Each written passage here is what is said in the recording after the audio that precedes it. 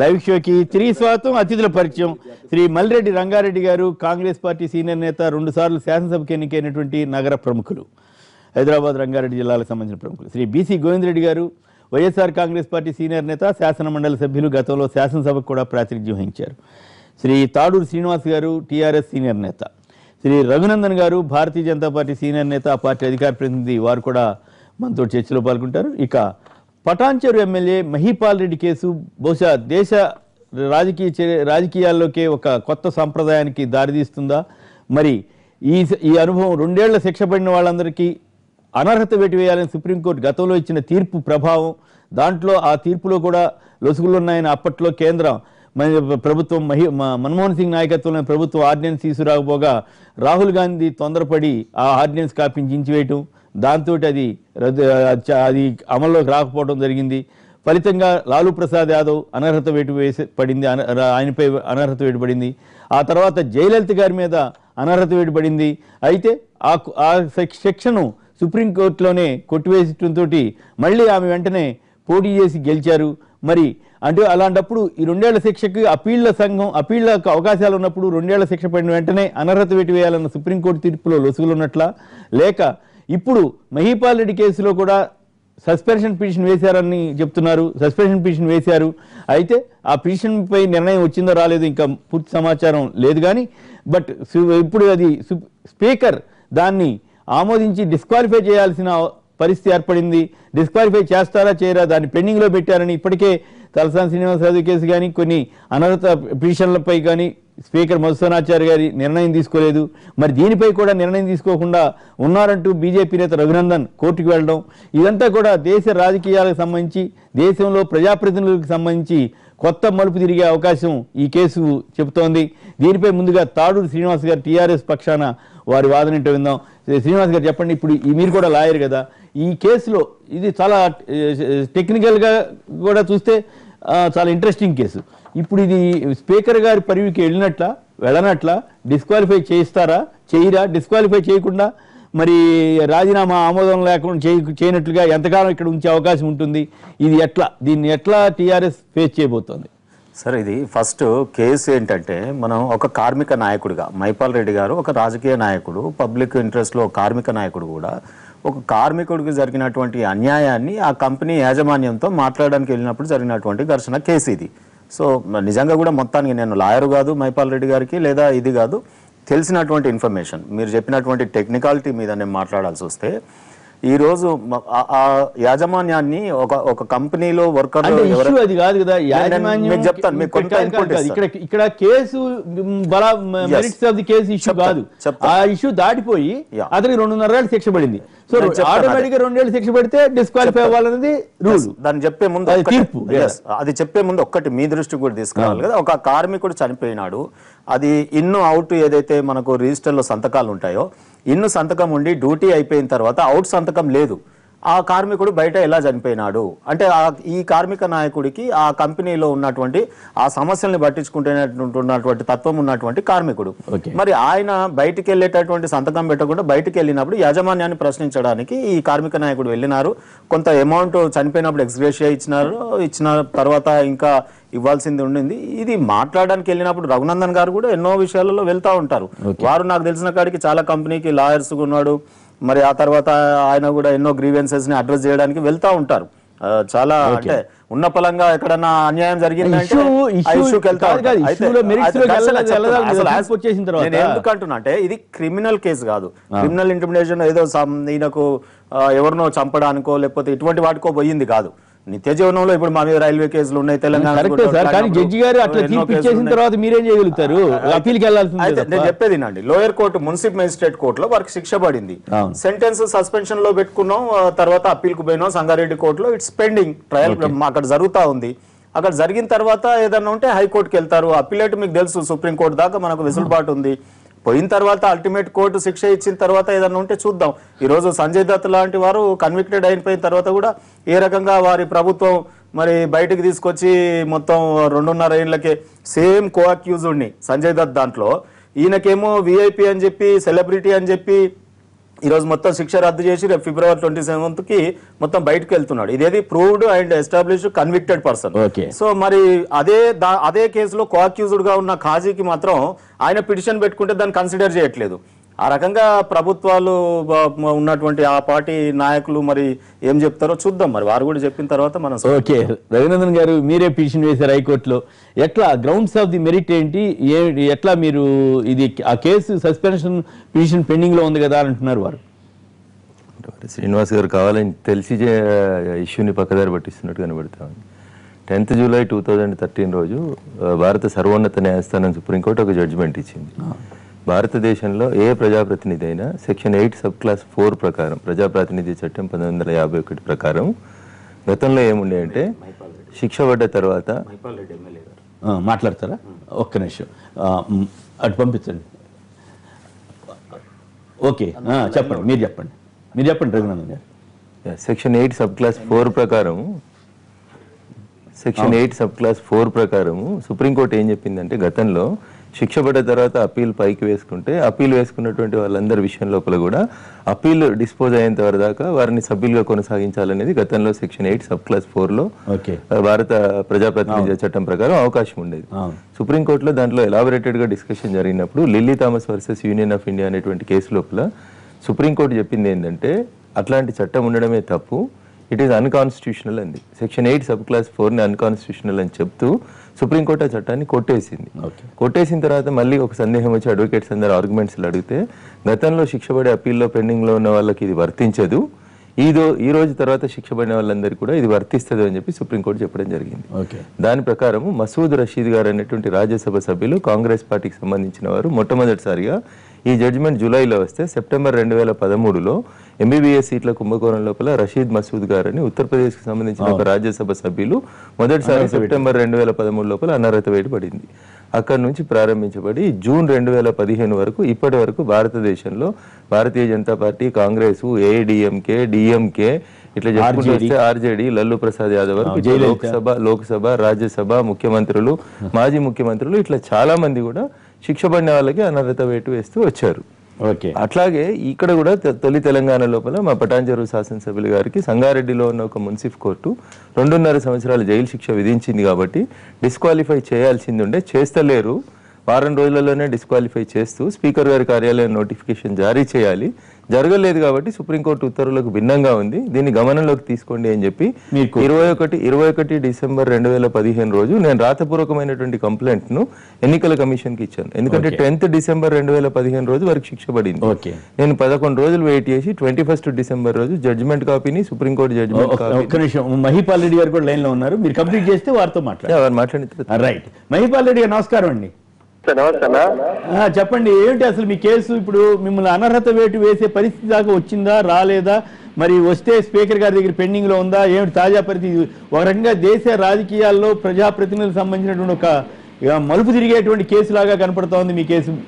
మీరేం చెప్తారు దీన్ని? అన్నా, ఒకటి మేము చెప్పాల్సింది ఏముందంటే, హలో చెప్పండి, వినపడుతోంది, చెప్పండి అన్నా. చెప్పండి. ఇప్పుడు మనకు మెదక్ సంగారెడ్డి మున్సిపల్ కోర్టు మాకు ఒక పనిష్మెంట్ ఇచ్చింది. అవును. దాని అప్పీల్ అయితే డిస్ట్రిక్ట్ కోర్టు అప్రోచ్ అయినాము. అవును. డిస్ట్రిక్ట్ కోర్టు దాన్ని సస్పెండ్ చేసి ఉన్నది. చేసిందా? ఇంకా ఆర్డర్ వచ్చేసిందా మీకు? ఆర్డర్ వచ్చింది ఆల్రెడీ. మేము అక్కడ అసెంబ్లీకి పంపినాం. అసెంబ్లీ నుంచి ఎలక్షన్ కమిషనర్ కి వెళ్ళిపోయింది. ఓకే, అదొకటి. నెక్స్ట్ మేము పోయింది ఏంటంటే మా నియోజకవర్గంలో పాశమేలారంలో వర్ష ఇండస్ట్రీ అని, వర్ష టైల్స్ ఇండస్ట్రీ అని ఒక దళిత కార్మికుని కోసము మేము పోవడం జరిగింది. ఓకే. నేను ఆ ప్రాంత నాయకునిగా నేను పనిచేస్తా ఉన్నాను. అవును. చిట్కుల గ్రామానికి చెందిన మహేష్ అనే వ్యక్తి కంపెనీలకు ఇన్ పంచ్ కొట్టి అవుట్ పంచ్ లేకుండా తెల్లారి శవమై తేలిండి అక్కడ. ఓకే. 15 లక్షల రూపాయలు మేనేజ్మెంట్ చెక్ ఇచ్చింది. ఓ 10,000 రూపాయలు అక్కడ వాళ్ళ కుటుంబానికి 10,000 రూపాయలు సాగు ఖర్చిచ్చి ఆ సాగు కార్యక్రమంలో కూడా పాల్గొన్నారు. పాల్గొన్న తర్వాత ఈ ఆ చెక్ 1 month డేట్ చెక్ వేసి 1 month లోపల చెక్ ఫెయిల్ అయితే తర్వాత వాళ్ళు కేసు ఫైల్ చేసుకున్నారు. అది పరిస్థితి. కార్మికుల కోసం పనిచేసాం కానీ మేము వేరే వాళ్ళకి చేయలేము. మీరు సరే ఆ వివరణ ఇచ్చారు. ఓకే, మహిపాల్ రెడ్డి గారు, ఇక్కడ సమస్య ఏంటంటే జడ్జిమెంట్ కి సంబంధించిన చర్చ జరపలేము. ఇప్పుడు చర్చ అయిపోయింది, జడ్జిమెంట్ అట్లా వచ్చింది, దాని మీద అప్పీల్కి వెళ్తే ఎట్లా రిజల్ట్ వస్తుందని వేరే విషయం. కానీ మీకు ఇచ్చిన జడ్జిమెంట్ ఆధారంగా 2 ఏళ్ల పైన శిక్ష పడితే మిమ్మల్ని మీపై అనర్హత వేటు వేయాలన్నది సుప్రీంకోర్టు తీర్పు. సుప్రీంకోర్టు తీర్పు కరెక్టా కాదా అనేది దాని మీద చాలా చర్చ నడుస్తూ ఉంది. ఎందుకంటే జయలలిత కేసు చూస్తే సుప్రీంకోర్టు తీర్పు కూడా లొసుగున్న అనేటువంటి ఫీలింగ్ వస్తుంది. ఎందుకంటే ఆవిడ కేసులో మళ్ళీ సుప్రీంకోర్టే కొట్టేస్తే మళ్ళీ ఆవిడ కంటెస్ట్ చేసి మళ్ళీ గెలిచింది. సో అంటే అప్పీల్స్ కి అవకాశం లేకుండా సుప్రీంకోర్టు హైకోర్టు కొట్టేసింది.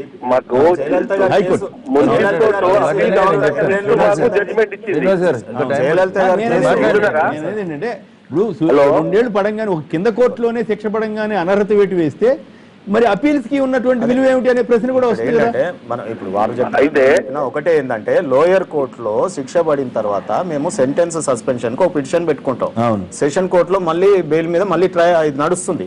సో అప్పీలేట్ కోర్టు తర్వాత తీర్పు ఇచ్చిన తర్వాత మళ్ళీ హైకోర్టుకు కూడా పోవచ్చు. అంటే సుప్రీంకోర్టు అట్లా చెప్పలేదు మీరు అప్పీల్కి వెళ్ళండి చెప్పలేదు. కంప్లీట్ కాలేదు. శ్రీనివాస్ గారు చర్చని ఇంటెన్షనల్ గా అడ్వకేట్ అయ్యి దాటవేయడం అనేది సరైంది కాదు. సెక్షన్ 8 సబ్ క్లాస్ 4 లో చెప్పింది ఏంటంటే అప్పీల్ పెండింగ్ లో ఉన్నప్పటికీ కూడా డిస్క్వాలిఫై చేయమని చెప్పినారు. దాని గురించి ఒక్క నిమిషం శ్రీనివాస్ గారు ఒక్క నిమిషం ఆగాలి. ఒక్క నిమిషం కావాలని పొద్దున్న లేసే ఈ బురదల కార్యక్రమం బంద్ చేసుకోవాలి. శ్రీనివాస్ గారు అడ్వకేట్, కోర్టులను గౌరవించడం నేర్చుకోవాలి. కింది కోర్టులో శిక్ష పడితే సాయంత్రమే ఆమె రిజైన్ చేసింది. కొత్త ముఖ్యమంత్రి గారు తమిళనాడుకు వచ్చినారు. మీరు అది అర్థం చేసుకోవాలి ఫస్ట్. తర్వాత 9 నెలలో 10 నెలల తర్వాతను ఆమె రాష్ట్ర హైకోర్టులో అప్పీల్ గెలిచిన తర్వాత తిరిగి వారు ఎమ్మెల్యేగా గెలిచి ముఖ్యమంత్రిగా ప్రమాణ స్వీకారం చేసినారు. ఇది తమిళనాడు విషయంలో జరిగింది. వారికి తెలుసు దానా కుంభకోణంలో లాలూ ప్రసాద్ యాదవ్ గారికి శిక్ష పడింది 4 సంవత్సరాలు. శిక్ష తర్వాత వారు కనీసం లోకసభ సభ్యత్వానికి కూడా పోటీ చేయాలన్నటువంటి పరిస్థితులలో ప్రస్తుతం ఖాళీగా ఉన్నారు. మేము అడుగుతుంది సెక్షన్ 8 సబ్ క్లాస్ 4 ప్రకారము అప్పీళ్లు పెండింగ్ లో ఉన్నప్పటికీ కూడా అనర్హత వేయాలని సుప్రీంకోర్టు చెప్పింది.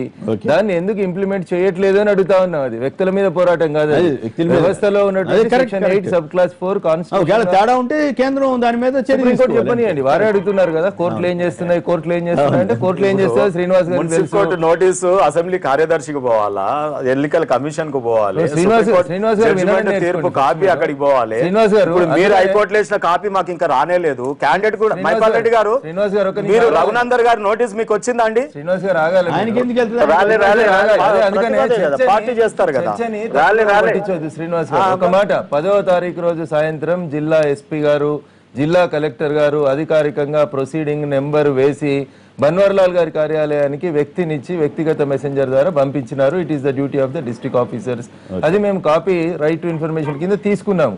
ఇన్ని జరిగిన తర్వాత కూడా డిసెంబర్ 21 దాకా మేము వెయిట్ చేసాం. ఎందుకంటే సెక్షన్ 8 సబ్ క్లాస్ 4 ని కొట్టేసినప్పుడు స్పీకర్ కి సుప్రీంకోర్టు ఇచ్చినటువంటి గడువు 7 రోజులలో అదే ప్రజాప్రతినిధి గారు వెళ్ళి నాకు ఇట్లా జరిగింది కాబట్టి దీన్ని మీ దృష్టికి తీసుకొస్తున్నానని స్పీకర్ గారికి తెలియజేయాలని ఉంది అందులోపల.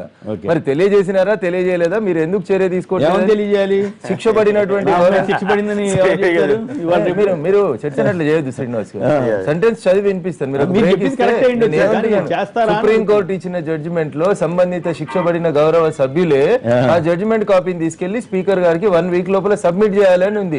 వెంటనే స్పీకర్ గారు దాన్ని నోటిఫై ఇచ్చారంట కదా. శ్రీనివాస్ గారు నన్ను మాట్లాడినవని శ్రీనివాస్ గారికి చెప్పాను. సుప్రీంకోర్టు అదే చెప్పింది. అప్పీళ్లు పెండింగ్ లో ఉన్నప్పటికీ కూడా it is deemed that on the date of signing of the judgment itself the candidate chooses its candidature. Otherwise మీరు ఒకటి చెప్పండి. చిన్న డౌట్. ఇప్పుడు మీ డౌట్ నేను క్లారిఫై చేసే ముందు ఒక మాట. లాలూ ప్రసాద్ యాదవ్ గారు స్టే మీద బయట ఉన్నారు. 150 మంది ఎమ్మెల్యేలు 100 మంది పైసలకి ఎమ్మెల్యేలను గెలిపించుకున్నాడు. ఒకవేళ స్టే మీద బయట ఉన్న వాళ్ళు అధికారంలో కొనసాగవచ్చు అని అంటే లాలూ ప్రసాద్ యాదవ్ గారు ముఖ్యమంత్రి పదవిని ఎందుకు చేపట్టకుండా వారి పుత్రరత్నాలని ఉప ముఖ్యమంత్రుల్ని ఆరోగ్య మంత్రుల్ని చేసుకున్నారనేది ఇక్కడ ఒక ఇష్యూ. అక్కడ అంటే ఇక్కడ చిన్న డౌట్ ఏంటి, ఇదే తీర్పు ఇచ్చినటువంటి మేజిస్ట్రేట్ గారు 1 మంత్ టైం ఇచ్చారు కదా.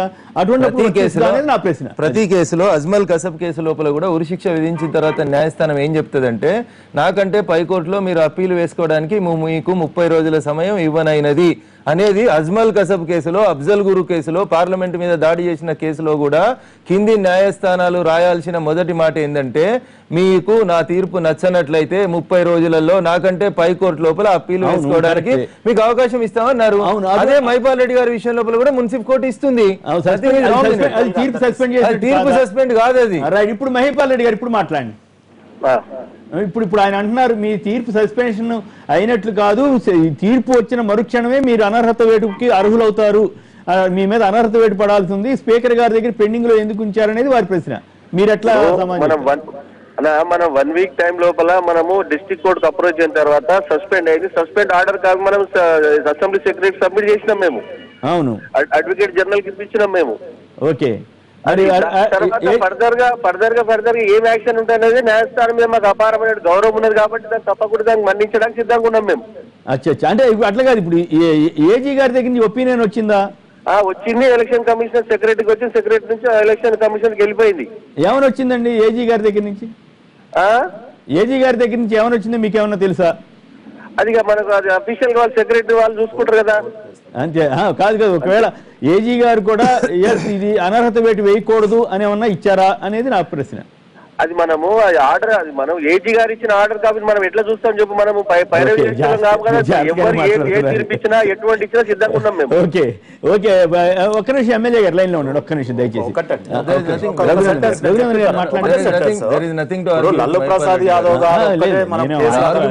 Argument is section 8 sub class 4 మీద చర్చ జరుగుతుంది. శ్రీనివాస్ గారిని నేను సూటిగా అడుగుతున్నాను, సెక్షన్ 8 సబ్ క్లాస్ 4 లో అప్పీళ్లు పెండింగ్ ఉన్న వాళ్ళు అనర్హులు అని చెప్పింది సుప్రీంకోర్టు, అన్కాన్స్టిట్యూషనల్ అని చెప్పింది. గతంలో UPA 2 ప్రభుత్వం ఒక ఆర్డినెన్స్ ద్వారా దీన్ని ఆపాలని ప్రయత్నం చేసింది లాలూ ప్రసాద్ యాదవ్ గారి జడ్జిమెంట్ కంటే ముందు. దాన్ని గౌరవ రాహుల్ గాంధీ గారు అజయ్ మాకెన్ గారి ప్రెస్ మీట్ లో ఆర్డినెన్స్ చెల్లదని చింపేసినారు. తర్వాత UPA 2 హయాంలోనే దీనికి సంబంధించి సుప్రీంకోర్టు ఇచ్చిన జడ్జిమెంట్ ప్రకారం సెక్షన్ 8 సబ్ క్లాస్ 4 ని సవరిస్తూ కేంద్ర ప్రభుత్వం బెంచ్ సుప్రీంకోర్టు బెంచ్ ఇచ్చినటువంటి ఇప్పుడు సుప్రీంకోర్టు ఇచ్చిన దీంట్లో నేను ఏకీపించలేను, ఎందుకంటే కింద స్థాయి కోర్టులో గనక సుప్రీంకోర్టు తీర్పు ఉంది కాబట్టి మనం ఏం చేయలేము. అదే మహారాష్ట్రలో భారతీయ జనతా పార్టీకి సంబంధించినటువంటి ఒక గౌరవ శాసనసభ్యుల గారికి 3 సంవత్సరాలు శిక్ష పడితే ఈ disqualified on the same day, అదే రోజు వారు డిస్క్వాలిఫై అయినారు. వీరు పదే స్పీకర్ గారు పెండింగ్ లో ఉంచుతారు, ఏమవుతుంది? అదే ఇప్పుడు వచ్చినటువంటి అదే సార్, ఇప్పుడు మొట్టమొదటి అంశం ఏందైతుందో స్పీకర్ గారు వారం రోజులలో నిర్ణయం తీసుకోవాలని సుప్రీంకోర్టు జడ్జిమెంట్ లో క్లారిటీగా రాసింది. స్పీకర్ గారు నిర్ణయం తీసుకోలేదు, ఎన్నికల కమిషన్ నోటిఫై చేయాలి, వాళ్ళు నోటిఫై చేయట్లేదు. మరి జడ్జిమెంట్ వచ్చి ఇన్ని రోజులైంది, దీని మీద ఇంకా డౌట్ ఉంది అని అంటున్నారు. ఏం చేయాలనేదే ఇప్పుడు మేము హైకోర్టును అడిగినాము. హైకోర్టు సరి అయినటువంటి సమాధానం చెప్పకపోతే మీరు అన్నారు కదా సుప్రీంకోర్టు తీర్పు మీద నాకు అనేక రకాలైనటువంటి అనుమానాలు ఉన్నాయి, వ్యతిరేకిస్తున్నాను. మీరు వ్యక్తిగతంగా జడ్జిమెంట్ వచ్చినప్పుడు జడ్జిమెంట్ ని ఎవరైనా విమర్శించవచ్చు, మీరు విమర్శించవచ్చు, నేను విమర్శించవచ్చు, ఎవరైనా విమర్శించవచ్చు. మీకు నచ్చొచ్చా జడ్జిమెంట్? మై క్వశ్చన్ ఇంప్లిమెంట్, ఎందుకంటే దాని మీద అప్పీల్ రాలేదు. UPA 2 ప్రభుత్వం దాన్నే చట్టం చేసింది, కొత్త చట్టం ఏం లేదు అక్కడ. ఇది వ్యక్తుల కోసం జరుగుతున్నటువంటి పోరాటం కాదు. ఆ రోజు జరిగినటువంటి 8 సబ్ క్లాస్ 4 మీద జరిగిన సుదీర్ఘ డిస్కషన్ లోపల కూడా సుప్రీంకోర్టు చెప్పింది ఇది అన్కాన్స్టిట్యూషనల్. ఇట్లా అయితే మీరే అప్పీల్ వేస్తారు, మీరే స్టే తెచ్చుకుంటారు, పైకోర్టుకి వెళ్ళి స్టే వస్తుంది, నీ టర్మ్ అయిపోయేదాకా నువ్వు మళ్ళీ కొనసాగుతావు. వ్యవస్థ ఎందుకు మరి జయలలిత కేసులో ఎందుకు చేసింది సుప్రీంకోర్టు? ఇప్పుడు జయలలితని డిస్క్వాలిఫై చేశారు యాజ్ పర్ దీని ప్రకారం. చేసిన తర్వాత ఏమైంది? అసలు కేసే లేదన్నారు. కేసే లేదంటే మరి అప్పుడు ఆవిడ భవిష్యత్తు ఏమిటి? అంటే మేము కోర్టులు వాళ్ళు ఇష్టం వచ్చినట్టు ఎవరి భవిష్యత్తుని నిర్దేశిస్తాయా? అది సుప్రీంకోర్టు ఆలోచించాలి కదా. ఆ పాయింట్ కూడా కేంద్రం కూడా ఆలోచించే కదా. రాహుల్ గాంధీ తెలివి తక్కువ చేశాడో ఏం చేశాడో అది వేరే విషయం, కానీ పద్ధతి ప్రకారం చేయాలి కదా. క్రిమినల్ యాక్టివిటీ పాల్పడిన వాడిని సమర్థించడం కాదు ఇక్కడ. ఓ సిస్టమ్ లేకపోతే ఇట్లాంటివి గొడవలు వస్తాయి. దీంట్లో కూడా చూడండి, ఇప్పుడు తెలంగాణ గురించి మేము పోయినప్పుడు రైల్వే కేసులు ఉన్నాయి, ఇంకా స్టిల్ ఇట్ ఇస్ పెండింగ్. ఈ ప్రభుత్వం చేతిలో ఉంది. రాష్ట్ర ప్రభుత్వం పెట్టినటువంటి ఆనాడు కాంగ్రెస్ ప్రభుత్వం పెట్టిన కేసులన్నీ కూడా మా ప్రభుత్వం వచ్చిన వెంటనే మాకు కాజ్ తెలుసు కాబట్టి ఒక నోబెల్ కాజ్ గురించి తెలంగాణ రాష్ట్రం గురించి పోరాడాలని చెప్పి ఈ గవర్నమెంట్ ఒక డిసిషన్ తీసుకుంది, మా మీద కేసులు కొట్టేశారు. మరి రైల్వే కేసులు ఇంకా మా మీద పెండింగ్ ఉంటాయి. సపోజ్ రేపు 2.5 శిక్ష పడ్డదంటే మా పని అవుటేనా? కొట్లాడింది దేని గురించి? మైపాల్ రెడ్డి గారు పోరాటం అంటే ఇట్లా ఉన్నాయి అని చెప్తున్నాం. మీ దృష్టికి దేశంలో పొలిటికల్ వెస్టెడ్ ఇంట్రెస్ట్ తో కనుక ఈ రోజు వారు కేంద్ర ప్రభుత్వంలో ఉన్నారు కాబట్టి రైల్వే కేసులు వారి చేతిలో ఉన్నాయి కాబట్టి మరి మా మీద పకడ్బందీగా మాకు శిక్షలు పడేట్టు చేసి మొత్తం ఉన్న ఇప్పుడు ఉద్యమకారులందరినీ ఆ రకంగా జైల్లో పెట్టదలుచుకున్నారా? ఇప్పుడు వారు కార్మిక నాయకుడు, మీరు ఒక కార్మిక నాయకుడు, మీ ఏరియానే మీరు కూడా ఇది నిజంగా కూడా పబ్లిక్ ఇంట్రెస్ట్ కాదు. చర్చ అది కాదు కదా. ఆయనకి రఘునందన్ గారు వ్యాలిడ్ పాయింట్ రేజ్ చేశారు. దాంట్లో మనం భిన్నాభిప్రాయం వ్యక్తం చేయాల్సిన అవసరం లేదు. సుప్రీంకోర్టు తీర్పు ఇంప్లిమెంట్ చేయమంటున్నాడు. ఆయన తప్పేం కాదు కదా. నేను సుప్రీంకోర్టు తీర్పును సమర్థించట్లా, కానీ సుప్రీంకోర్టు తీర్పు అమలు చేయక తప్పదు కదా. రఘునందన్ గారు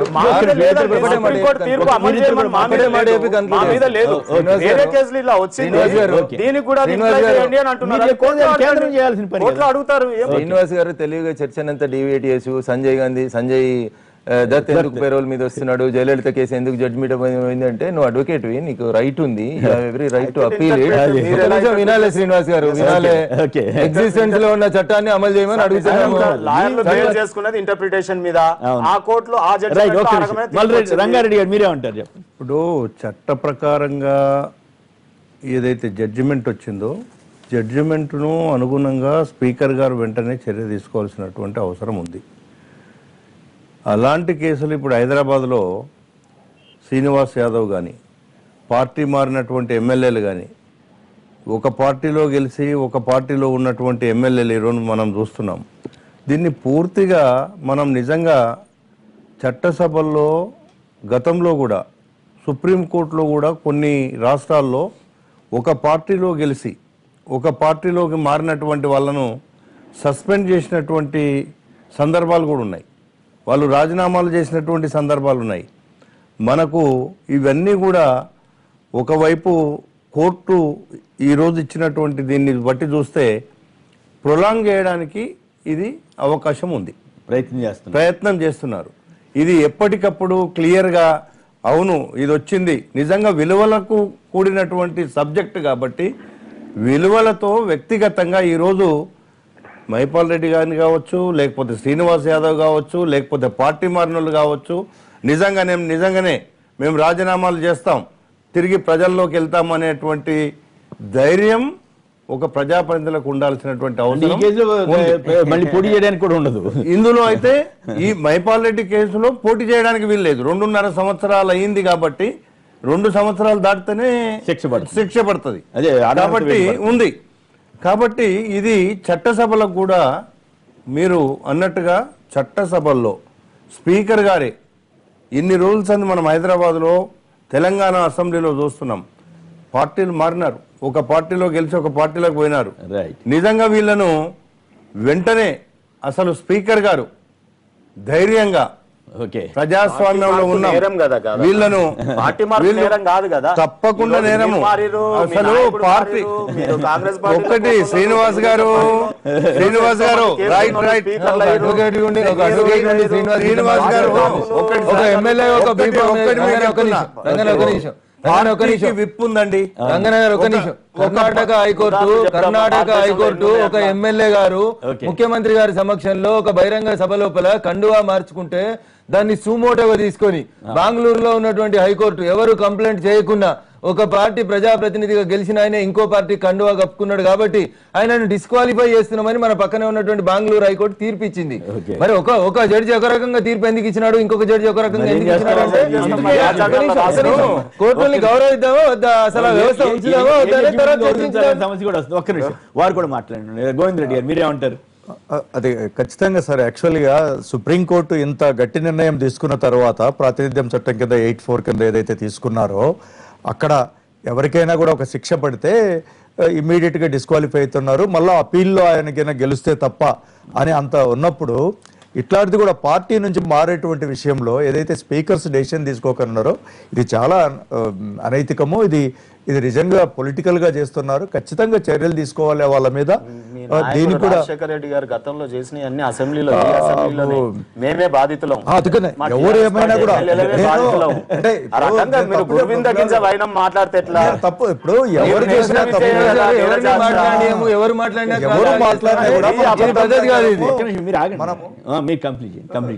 అది కరెక్ట్ గా కూడా ఇట్లాంటివన్నీ కూడా చేసుకొని మరి ఒక పార్టీ నుంచి ఇంకొక పార్టీకి మరి మంత్రులు అవుతున్నారంటే వాళ్ళను మనం ఏమి నిర్ణయం తీసుకోకనంటే మాత్రం ఇది ప్రజాస్వామ్యానికి చాలా తప్పుడు సంకేతం పోతా ఉంది. ఖచ్చితంగా తీసుకోవాలి. దీంట్లో కృష్ణయ్య గారు మరొక అడ్వకేట్ లైన్ లో ఉన్నారు. కృష్ణయ్య గారు నమస్కారం అండి, మాట్లాడండి. నమస్కారం అండి, మాట్లాడండి కృష్ణయ్య గారు. ఇప్పుడు మీ డిస్కషన్స్ లో ఏమవుతుంది, ఏం తెలుస్తుందంటే ఆయన కన్విక్షన్ ఇచ్చారు 2 years కంటే ఎబో, తర్వాత దాన్ని హయ్యర్ కోర్టు సస్పెండ్ చేసింది కాబట్టి అనర్హతకి అవసరం లేదన్నట్టుగా చెప్తున్నారు. అయితే ఇక్కడ సస్పెండ్ చేయటం అనేది సెంటెన్స్ సస్పెండ్ చేశారా, కన్విక్షనే సస్పెండ్ చేశారా అనేది పాయింట్.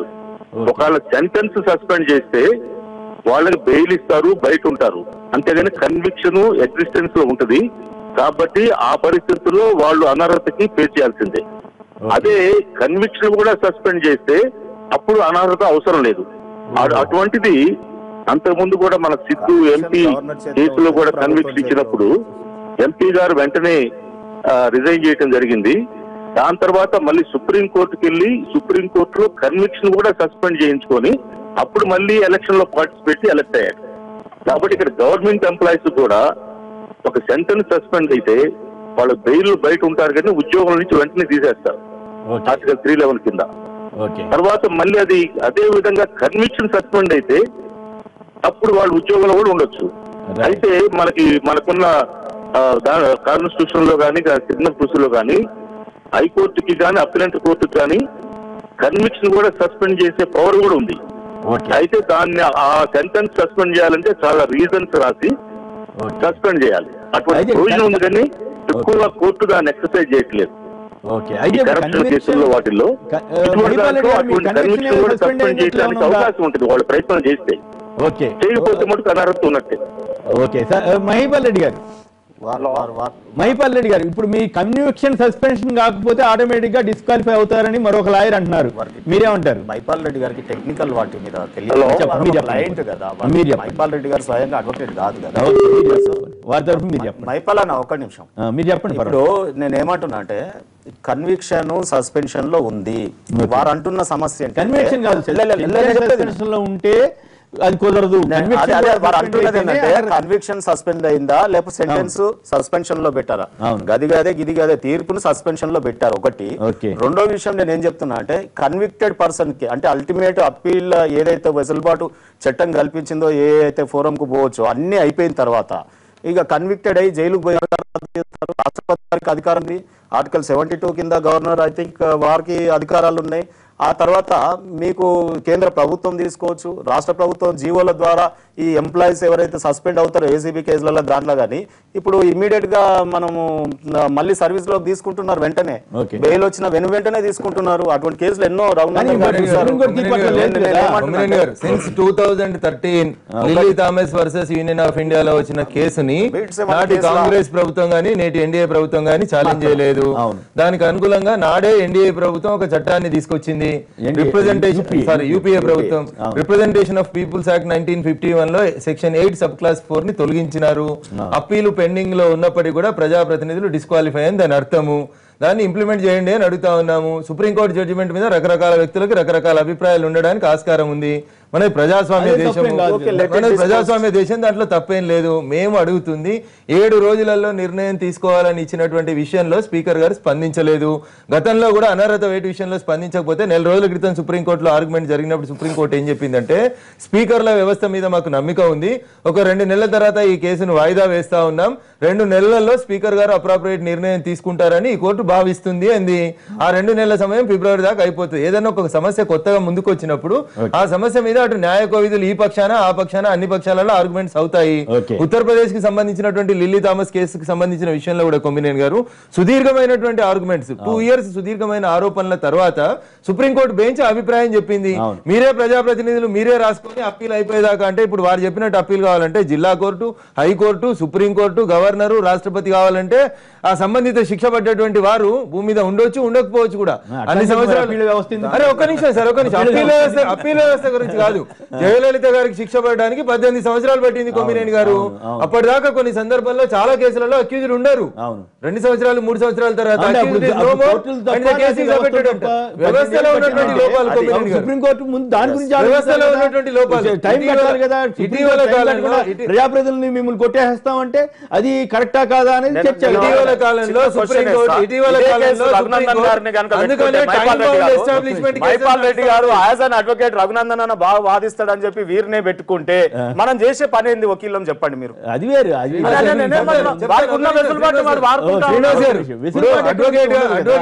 అడ్వకేట్ గా ఎన్రోల్ అయ్యేటప్పుడు శ్రీనివాస్ గారు ఏం చేసిరో నేను కూడా అదే చేస్తాను.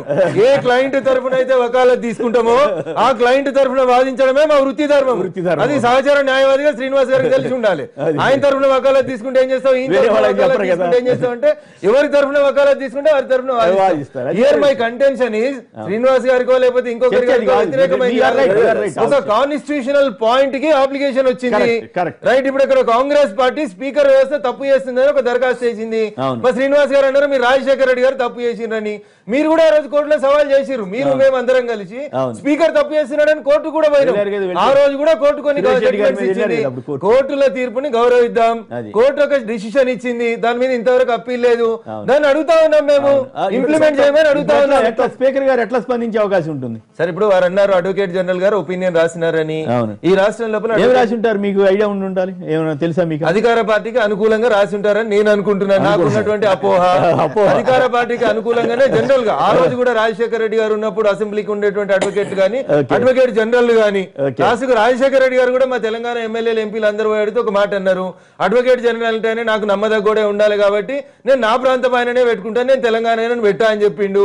That it self clearly shows advocate general అనేటువంటి వారు ఎవరి కంట్రోల్లో ఉంటారు, ఎవరికి అనుకూలంగా ఉంటారు అనేది చాలా స్పష్టంగా ప్రపంచం అంతా తెలుస్తూ రాజశేఖర రెడ్డి గారు 10 ఏళ్ల కింద సార్ దాన్ని ఇందాక శ్రీనివాస్ గారు చెప్పారు, నువ్వు అడిదికు అడ్వకేట్ అయితే ఏం వాదిస్తావు అంటే అడిదికు అడ్వకేట్ అయితే ఏం వాదించాలి, డిఫెన్స్ అడ్వకేట్ అయితే ఏం వాదించాలి, ప్రాసిక్యూషన్ ఏం వాదించాలనేది అడ్వకేట్లకు తెలిసిన విషయమే. దాంట్లో కొత్తగా ఏముంటుంది? అరుణ్ కుమార్ గారు మరో న్యాయవాది లైన్ లో ఉన్నారు. అరుణ్ కుమార్ గారు దయచేసి లైన్ లో ఉంటారా? మీరు ఈ బ్రేక్ తర్వాత మీరు మాట్లాడతారు ఏమనుకోకుండా. అరుణ్ కుమార్ గారు దయచేసి లైన్ లో ఉండండి. ఇప్పుడు చిన్న విరామం తర్వాత లైవ్ షో కొనసాగుతుంది.